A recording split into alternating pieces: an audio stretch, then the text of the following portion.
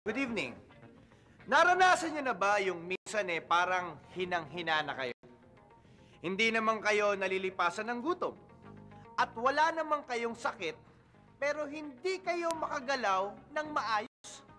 Nanlalambot kayo at talagang wala na kayong lakas. Alam niyo ba kung ano ang dahilan at meron mga pagkakataon na gano'n ang pakiramdam niyo? Yon ay dahil sa cellphone. Tama! Ayon sa research, pareho ang signal na ginagamit ng microwave at dito sa cellphone. At yung radiation ang siyang nagzazap o humihigop ng ating lakas.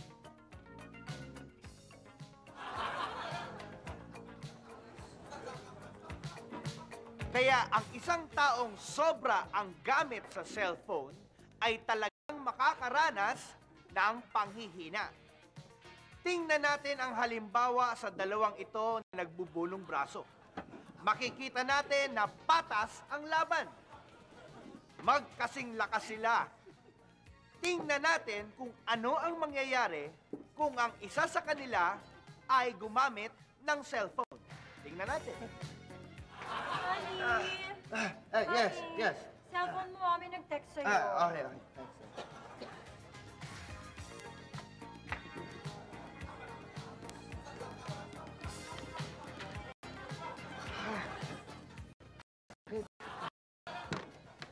Nakita niyo na?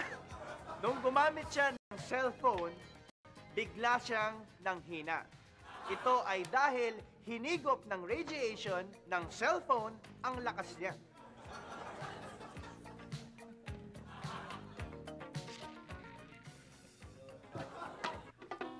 Hoy! Sa ganitong pagkakataon naman na nasnatch ang cell nyo, huwag kayong mag-alala. Dahil nga nakakahina ang radiation ng cellphone, siguradong aabutan nyo ang snatcher dahil hawak niya ang cell at kayo ay walang hawak.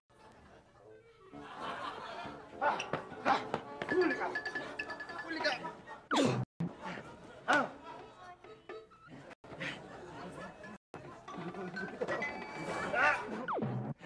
Abutan din kita.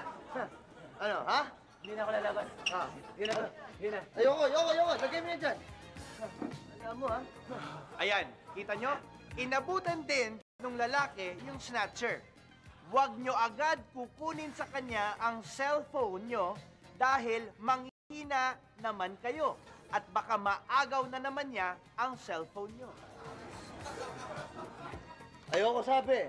Kunin mo na! Umalis ka na dito. Bakit? Kala mo dadamputin ka? Hindi ka yung dadamputin. Gat nandito ka. Umalis ka na. Umalis ka na ha! Umalis ka na!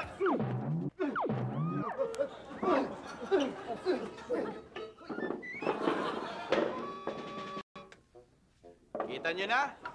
Yan ang magagawa ng cellphone. Nakakapanghina ng katawan. Oh, hindi ako naniniwala na nakakapanghina ang cellphone. May alam akong kaso na yung cellphone naman ang nagbibigay ng lakas. Like, yung ganitong mga bagay, di ba? Talagang kakapagbigay lakas. Teka muna. Ano ang explanation mo dyan? Parang hindi ko alam ang explanation eh. Pero sigurado ako na ang cellphone na nagbibigay ng lakas. Tingnan nating halimbawa dito sa mag-inang ito. Itong mag-inang to? Oo, mag-inang yan. Ay, naku! Ikaw talagang bata ka. Wala kang ginawa kundi mag-text. Pag nasa bahay tayo, text ka ng text. Pag nasa school, text ka ng text. Hindi ka na pumapasok sa school dahil sa kaka-text mo dyan. Ha? Wala kang ginawa kundi mag-cellphone. Mami, ito lang ang liban ko, no? Ah, ganun. Para matigil yung kaka-text mo, akin yung telepono mo, ha? Wala ka ng cellphone mula ngayon. Mami! Labo naman. Mami!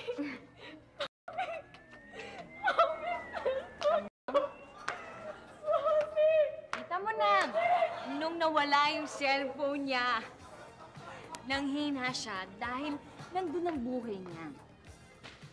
Maraming kabataan ngayon ng ganyan eh. Yung pag inalisan mo ng cellphone, parang inalisan mo na rin sila ng buhay. Well, okay, sige. Naniniwala na ako sa'yo. Promise? Teka muna, baby. Ano bang cellphone number nyo? Ba kitang i-text? Ang bilis-bilis na, mo naman, please. nakakahiya Text naman. lang naman eh. Dali, Sure, ito number ko. Text mo ko agad, Kukunin ko, i-star ko, lalagay ko, baby. Akin na. Nakakahiya. Wala naman nakakakita.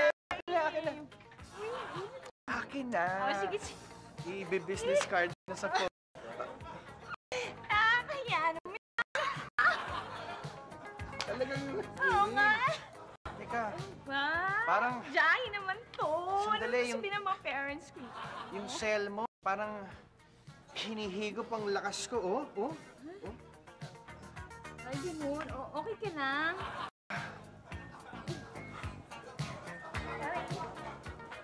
Anong nangyayari sa'yo? Hinihigop yung lakas ko ng cell mo. Ba't Ang lakas ng radiation. ba't ka bumababa? Ay, nangihina Ha? na eh. Hindi kaya mo yan. Kasi mo lang ang tibig. Diba ayaw mo lang? Hawakan mo to. Sige. Tawa, tawa, tawa, tawa, tawa, tawa, tawa.